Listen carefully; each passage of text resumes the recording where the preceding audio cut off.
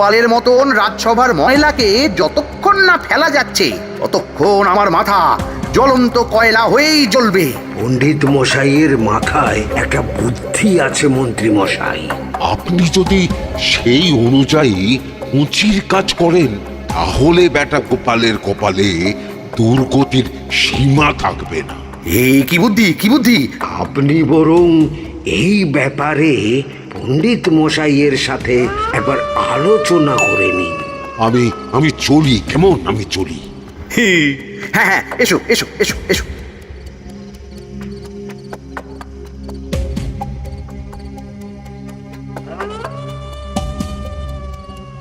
আরে ওই তো আমার বাঁ হাত ঘটা আসছে, ব্যাটাকে দিয়ে একটা কাজ করাতে হবে। এ কি মন্ত্রী মশাই, আপনি এখানে দাঁড়িয়ে কি করছেন? এই একটা গুরুত্বপূর্ণ ব্যাপারে কথা বলছিলাম। একটা একটা কাজ করতে পারবি? কি কাজ করতে হবে বলুন মন্ত্রী মশাই। আমাকে একটু ঠান্ডা জল, পাতিলেবু আর পুদিনার পাতা দিয়ে শরবত বানিয়ে খাওয়াতে পারবি? সেসব আমার ঘরে ব্যবস্থা করাই আছে। চলুন চলুন, আমার সাথে চলুন। হ্যাঁ হ্যাঁ, চল চল চল চল চল।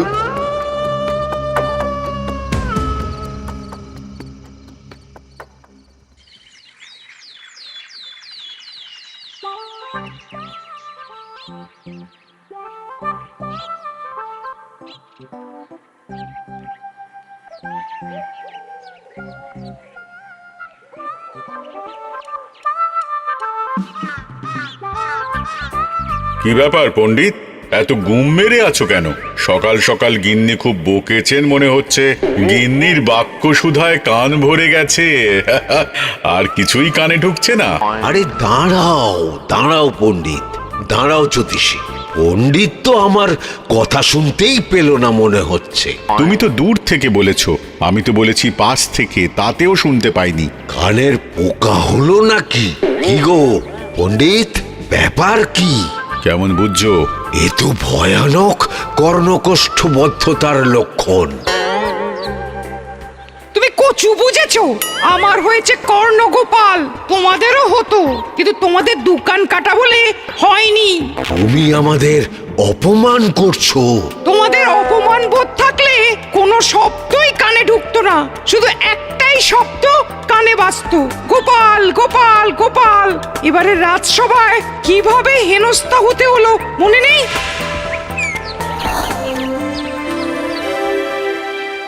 মহারাজ, একটা ভিক্ষা আছে।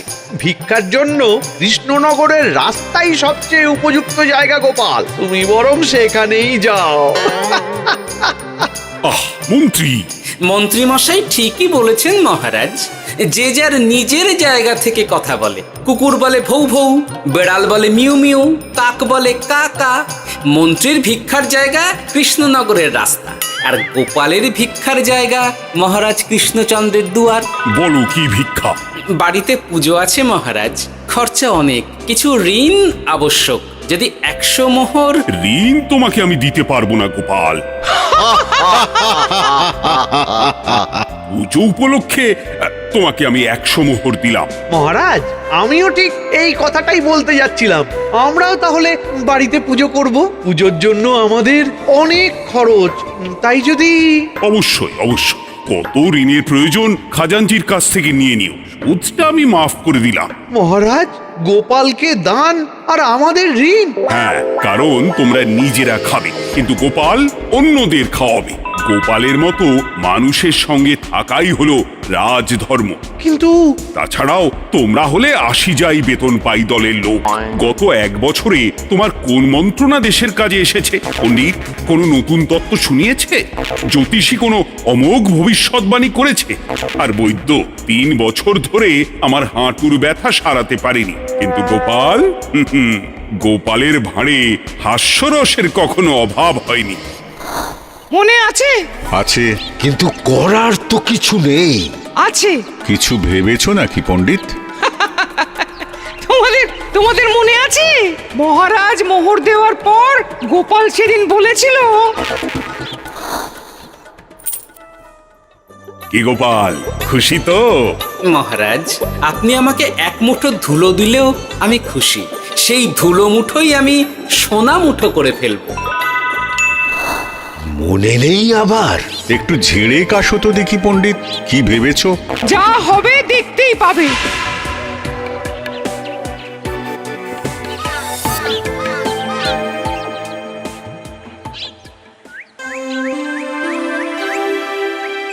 মহারাজের জয় হোক, মহারাজের জয় হোক।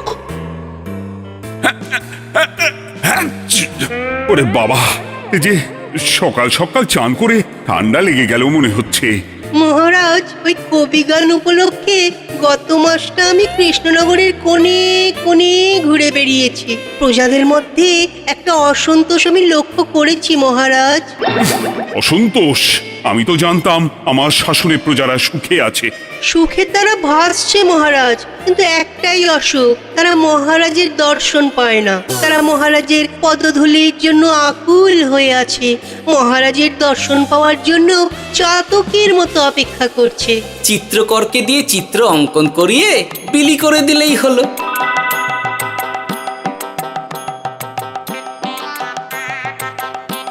খুব ধুলো হয়েছে মহারাজ, কিন্তু এত ধুলো। কালকের ঝড়ে ঢুকেছে। ঝাড়ুদার,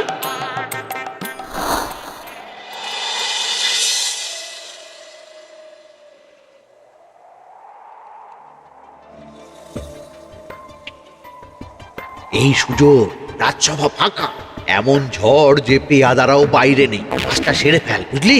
কিরে, কাজটা কর।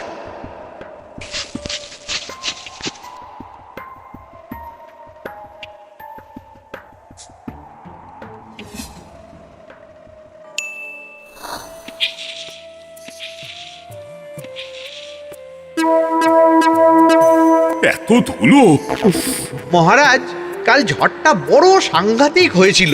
তা বটে। আচ্ছা গোপাল, তুমি বলেছিলে মহারাজ তোমাকে এক মুঠো ধুলো দিলেও সেটা সোনা হয়ে যাবে। এখনো সেই কথাই বলছি। মন থেকে বলেছিলে না মহারাজকে তেল দেবার জন্য? তেল দেওয়ার দায়িত্বটা তো আপনি নিজের কাঁধেই নিয়ে ফেলেছেন। আমি যা বলি সত্যি বলি। আজ যদি এই 4 ঝুড়ি ধুলো মহারাজ তোমাকে উপহার দেন, তখনও একই কথা বলবে? নিশ্চয়ই। মহারাজ, গোপালকে এই 4 ঝুড়ি ধুলো দেওয়ার হুকুম হোক। কি গোপাল, আমি তোমাকে যদি এই ধুলোর ঝুড়িগুলো দিই, তা থেকে সোনা আসবে নাকি? আসবে মহারাজ, মোহরের বস্তা আসবে। যদি না আসে, আপনি বলুন। তোমাকে কৃষ্ণনগর ছেড়ে চলে যেতে হবে। রাজি? আর যদি আমি পারি, তাহলে আপনাকে এই মন্ত্রীর চাকরি ছেড়ে দিতে হবে। কি রাজি? কি মন্ত্রী, রাজি? রাজি। গোপাল? রাজি মহারাজ। আচ্ছা, আর কেউ মন্ত্রীর পক্ষে বাজি ধরেছেন নাকি? হ্যাঁ, আমি আমি আমি আমি ও গোপাল এবার যে মরণ কুয়োতে ঝাঁপিয়েছে, সেখান থেকে আর উঠে আসতে পারবে না। কুলো থেকে মোহরের বস্তা আসবে, এ হচ্ছে গোপালের উন্মাদ রোগের শুরু। দেমাক দেমাক, মহারাজের পিঠ চাপড়ানি পেয়ে পেয়ে গোপাল ভেবেছে যে ও সব কিছু করতে পারে। এবার শুধু সেই দিনটার অপেক্ষা, যেদিন গোপালকে উল্টো গাধায় চড়িয়ে কৃষ্ণনগর থেকে বার করে দেব। এতটা নিশ্চিন্ত হবেন না মন্ত্রীমশাই। গোপাল কিন্তু হালকা কথা ছুঁড়ে দেওয়ার লোক নয়। কি বলতে চাইছো পণ্ডিত? ওই 4 ঝুড়ি ধুলো থেকে মোহরের বস্তা আসবে? না, তা বলছি না। অন্য জায়গা থেকেও তো মোহরের বস্তা আসতে পারে। তার সঙ্গে ধুলো মিলিয়ে দিলেই কেল্লাফতে। গোপালের নিশ্চয়ই কোনো পরিকল্পনা আছে। গোপালের সব পরিকল্পনার গোড়া মেরে রেখে দিয়েছি পণ্ডিত। ঘটা আছে গোপালের পেছনে, আর ঘটা আছে গোপালের বাড়ির পাহারা। লুকিয়ে কিচ্ছু করতে পারবে না। আরে ওই তো বটা আসছে। বেল্লিক, উল্লুক, তোকে আমি জল বিছুটি দেওয়াবো। গোপালকে ছেড়ে চলে এসেছিস কেন? ছেড়ে আসবো কেন মন্ত্রী মশাই? গোপালকে ওর বাড়ির সামনে ছেড়ে এসেছি। ওখানে তো ঘটা আছে। ও বড্ড ঘুরিয়েছে বেটা। কোথায় কোথায় গিয়েছিল গোপাল? 4 ঝুড়ি ধুলো নিয়ে বেটা বাড়ির উল্টো দিকে হাঁটা দিল। চললাম পিছু পিছু। যাচ্ছিল কোন দিকে? নদীর দিকে। কিন্তু গোপাল দাঁড়ালো যদুর বাড়ির সামনে। এই যদু হলো সেই লোক যে লোকজনের বাড়িঘর কেনা বেচা করে আর লোক ঠকায়। আগে রাজধানীতে থাকতো।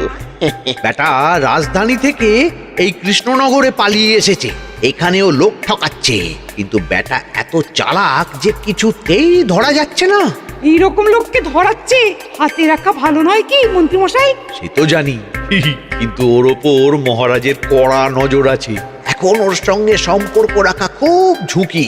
যাই হোক, তারপর হ্যাঁ, তারপর যদু, যদু রে, গোপাল খুড়ো, আরে তুমি এখানে কি করছো? দেখতেই তো পাচ্ছিস ধুলো, তবে যে সে ধুলো নয়, মহারাজ কৃষ্ণচন্দ্রের পদধূলি। শুনিসনি বোধহয় এখন কৃষ্ণনগরে সবচেয়ে বেশি চাহিদা মহারাজের পদরেণু। আচ্ছা, মহারাজের পদরেণু নিয়ে যাচ্ছ কোথায়? এই ছোট ছোট পুলিন্দায় ভরে কৃষ্ণনগরের প্রত্যন্ত জায়গায় যেখানে প্রজারা মহারাজের সাক্ষাৎ পায় না সেখানে বিক্রি করব। তোমার কি মাথা খারাপ? পায়ের ধুলো বিক্রি হবে? ওরে, গতবারে মাত্র 1 ঝুড়ি ধুলো 1000 মোহরে বিক্রি করেছিলাম, এবারে 4 ঝুড়ি। শোনো, তুমি আবার ঘুরে ঘুরে বিক্রি করবে কেন? তোমাকে আমি বরং 10 মোহর দিয়ে দিচ্ছি, তুমি আমাকে এগুলো দিয়ে দাও, আর বিক্রি করে যা হবে তোমাকে এই 40 ভাগ দিয়ে দেবো। ওই 10 মোহরে বদমাস যদুকে ধুলো বেচে গোপাল বাড়ির দিকে চললো। বাড়ির সামনে অব্দি পেছনে পেছনে গিয়ে তারপরে এই আপনাদের কাছে আসছি। বলিস কি রে, ধুলো বেচে 10 মোহর? ও মন্ত্রীমশাই, গোপাল তো একেবারে নাড়ি ধরে টান মেরেছে। গেল রাজসভায় এমন সুখের চাকরিটি গেল, এবার আবার রাস্তার ধারে গিয়েই বসতে হবে। এবার নবাবের দরবারে জায়গা আছে কিনা খোঁজ করি গিয়ে। ধ্যাত্তেরি, 10 মোহর আর 1 বস্তা মোহরের মাঝখানে অনেক রাস্তা, সেই রাস্তায় আমি লোক বসিয়ে রাখবো। আরে আরে, ওই তো তোমার ঘটা আসছে। এই, তুই গোপালের ঘরের পাহারা ছেড়ে এলি কেন? গোপাল নেই নেই নেই নেই নেই নেই।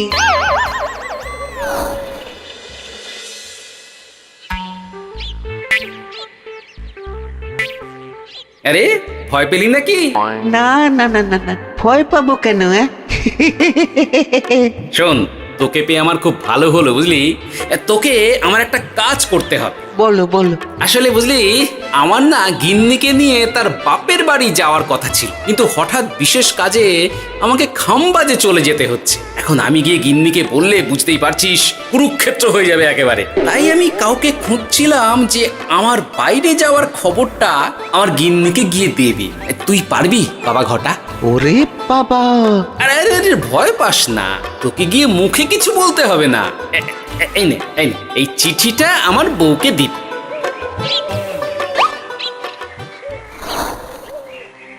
কৃষ্ণনগর ছেড়ে চুপি চুপি চলে যাচ্ছি, চালাকিটা দেখেছেন? ওসব চালাকি আমি তুড়ি মেরে উড়িয়ে দেব। কি করবেন? চারিদিকে আমি অশ্বারোহী গুপ্তচর পাঠাচ্ছি, গোপালকে কোনো চালাকি করতে দেব না।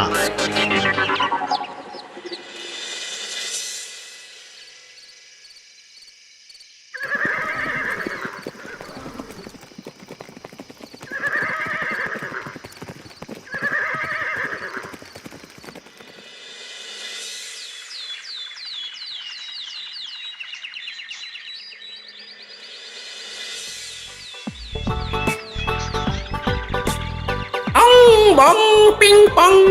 হ্যাঁ, ওরে বাপ যে, এ আবার কি বলে? মানে বুঝিতে পারিলে না?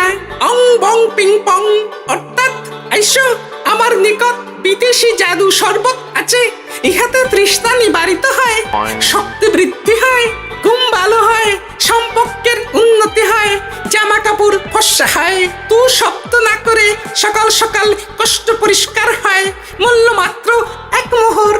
বোঝো, ওইটুকু অং বঙ্গের মধ্যে এত কিছু? ঠিক আছে, তা দাও দেখি, আপাতত টেস্টটা তো মিটু, বাকিগুলো পরে বোঝা যাবে।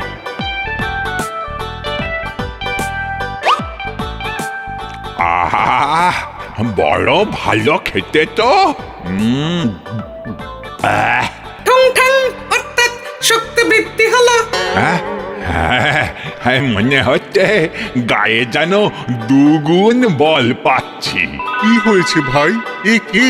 এ ভিন দেশ থেকে জাদু শরবত নিয়ে এসেছে গো। জাদু শরবত ভিনদেশ? একেবারে, হ্যাঁ, একেবারে বহু ভুজা শরবত। খেলে তেষ্টা যাবে, গায়ে জোর হবে, ঘুম হবে, সম্পর্ক ভালো হবে, জামা কাপড় ফর্সা হবে, সকালে হ্রাস করে পেটও পরিষ্কার হবে। সে কি? দাও গো ভাই, আমাকেও দাও। গুড় জল, সঙ্গে একটু ভাজা মশলা, আমচুর আর বিট নুন, শুদ্ধ দেশি জিনিস। জানলে কেউ ছুঁয়েও দেখতো না, কিন্তু একটু বিদেশি গন্ধ দিতেই একেবারে হট্ট মেলা। আরে তোমরাও এসেছো দেখছি। সং সং শঙ্কা, লং লং লঙ্কা। মানে অর্থাৎ এই শরবত খেলে আর শঙ্কা নাই, বুদ্ধি লঙ্কার মতন ঝাল হয়ে যাবে। তারপর ডং ডং ডঙ্কা, টং টং টঙ্কা, ফাইন ফাইন, অর্থাৎ টাকা আসবে আমার কাছে।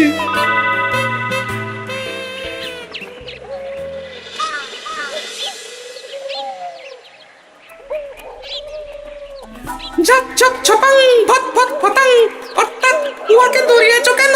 বেটা জোচ্চোর অনেককে ঠকিয়েছে। অনেক দিন থেকে তককে তককে ছিলাম।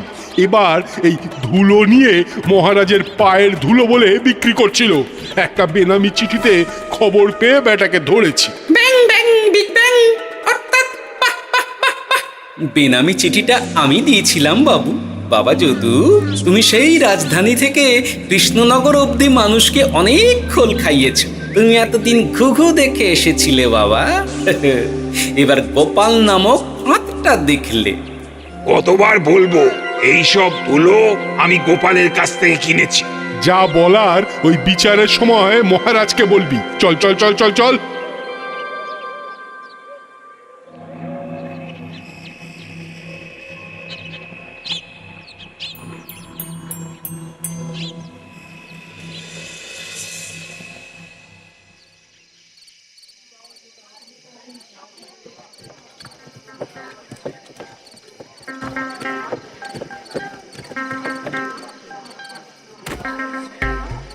ঝন্টু মন্টু ননাঙ্কু।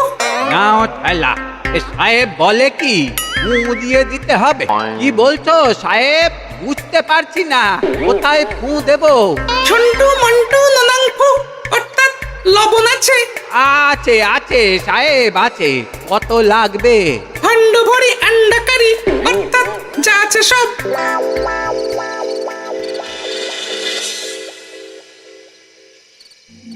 ব্যাস, মোটামুটি আশেপাশে সব দোকানের নুন এখন আমার জিম্মায়।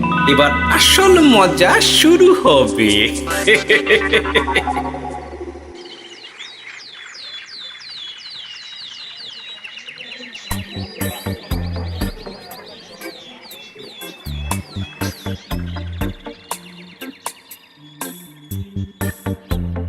নুন আছে? না হুজুর, গোটা কৃষ্ণনগরেই নুন নেই। ওই দেখো, পুরো রাজসভাই বাজারে জড়ো হয়েছে। শান্তামনা, শান্টু মন্টু। এ আবার কি বলছে রে বাবা? শান্তামনা, শান্টু মন্টু, অর্থাৎ জনগণ শ্রবণ করুন। নান্টু কান্টু, নুন কি নেবেন? আন্টু আন্টু, আসুন আসুন। আমার আমার এক সের নুন লাগবে। শান্টু, অবশ্যই 100 লবণ 10 মোহর। 100 10 মোহর? 10 মোহর লইবেন না লইবেন না? না, নেব না।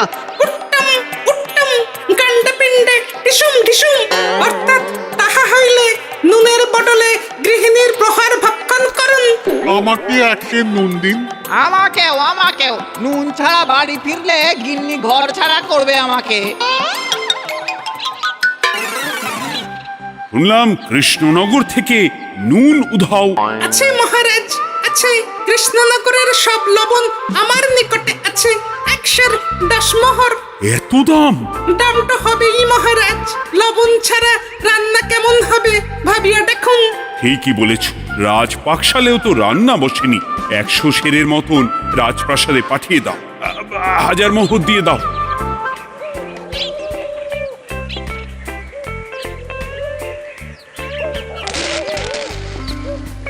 ব্যাস, 1 বস্তা মোহর হয়ে গেছে। গোপাল? হ্যাঁ মহারাজ, গোপাল, যে 4 ঝুড়ি ধুলো থেকে 1 বস্তা মোহর রোজগার করেছে। ইয়া বাত! চলো রাজসভায়, পুরো গল্পটা শুনতে হবে। সকলেই এসো তাহলে রাজসভায়। কিন্তু মহারাজ, যারা বাজি হারলো তাদের তো চাকরি গেছে, তো তারা রাজসভায় যাবে কি করে? ঠিক ঠিক ঠিক বলেছ। আর যারা বাজি হারলো তারা বাদ, বাকিরা চলো। এই সেরেছে, গোপাল তো আবার বাজি মেরে দিল। ও মহারাজ, আমাদের দেখুন। ও মহারাজ, আমাদের দেখুন। ও মহারাজ। হ্যাঁ